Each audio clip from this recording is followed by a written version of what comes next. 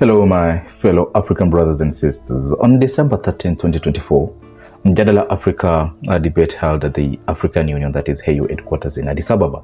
It features candidates vying for the African Union or Commission, that is AUC Chairperson position.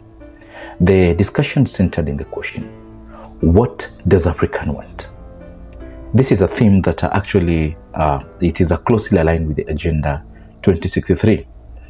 The African Union's blueprint for a united and prosperous and peaceful continent. Now, 3 candidates participated, and all of you know them. First of all, we have Kenya's Raila Odinga. We have Djibouti's Mohamed Ali Yusuf, and Madagascar's Richard Radrio Madrato. Each actually presented their vision for advancing African development through a regional integration, peace building, and economic empowerment. The question, what does Africa want, is a critical and often a debate topic, especially within the context of the African Union Commission. The AUC is a secretary of the African Union, that is the AU, and it plays a central role in the continental agenda. The debate surrounding this question typically revolves around several themes, reflecting the diverse needs and aspiration of African continent. Now, what does Africa needs? Out of all these debates, this is what Africa needs. Now, whatever that these aspirants or the AUC chairmanship that they are contesting, we should focus on the following things. Number 1 is economic development and integration. Africa as a continent seeks sustainable economic growth and development. The need of infrastructure, access to market, job creation, and reducing poverty are the central to the continent goals. The African Continental Free Trade Area, which main aim is to create a single market for goods and services, is one example of a concrete step forward economic integration. Number 2, what Africa needs?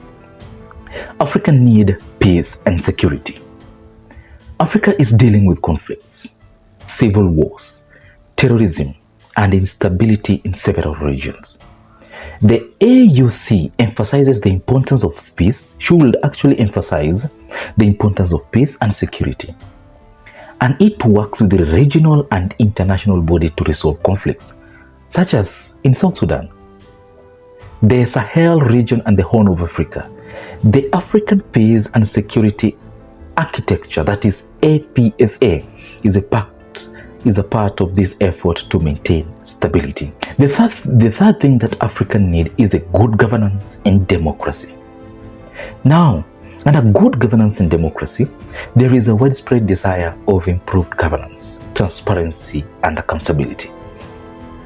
Africa is advocating for stronger democratic institutions, free and fair elections, especially in my country, Kenya, and the protection of even human rights. Last time we saw in Kenya, most of the judges, they are being killed because of that. The AU should be actively promoting democracy, such as through its election monitoring missions.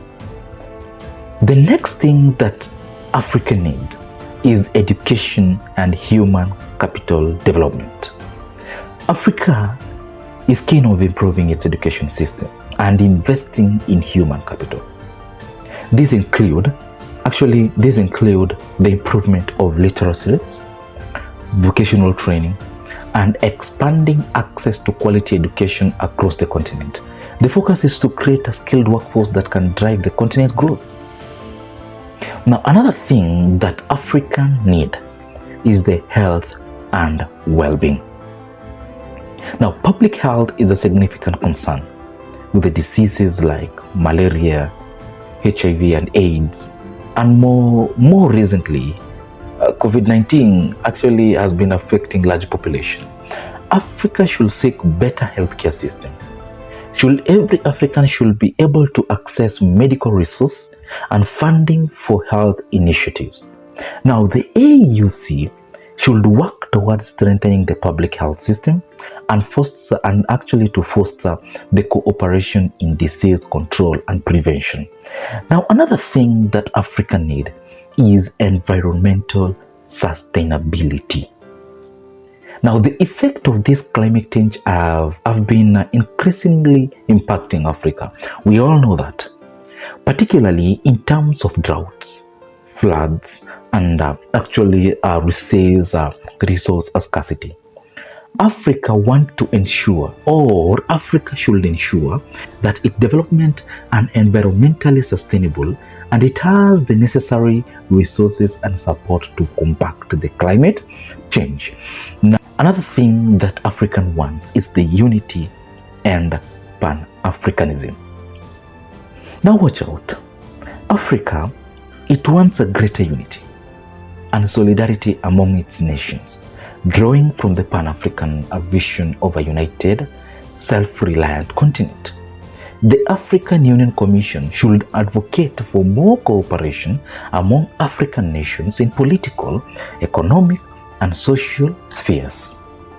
Now, another thing that Africa needs is the foreign relation and sovereignty.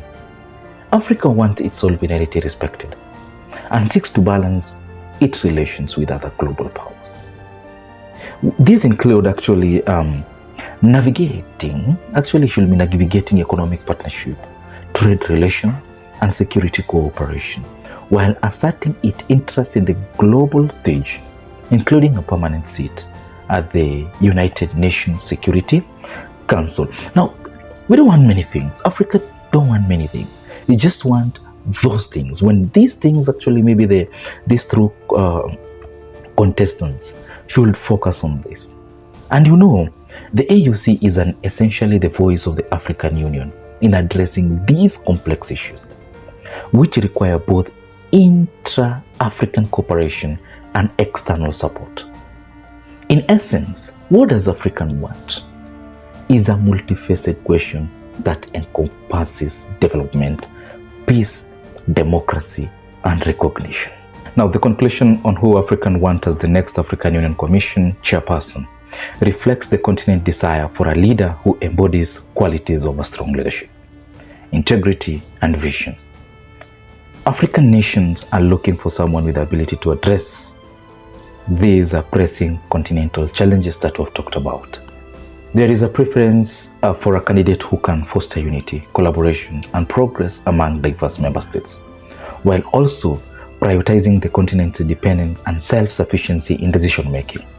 Ultimately, Africa seeks a leader who can navigate the complexities of the continent and elevate the African Union relevance in global affairs. It is me, Serio Makori, on Serio Media. Africa, Serio Media, the mirror of Africa.